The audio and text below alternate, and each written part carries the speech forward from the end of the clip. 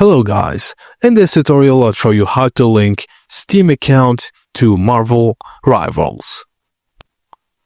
Firstly, launch Marvel Rivals on your PC through Steam and log in to your Marvel Rivals account within the game or create one if you don't have one yet. In the game menu, look for the account settings or profile section and find the option to link account or connect Steam account, and follow the on-screen instructions to authorize linking your Steam account to Marvel Rivals.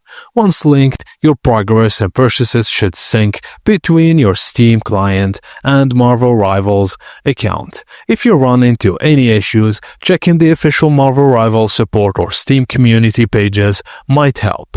And that's it guys, as simple as that. If you don't see the option, that means that the linkage between Steam and Marvel Rivals isn't available yet.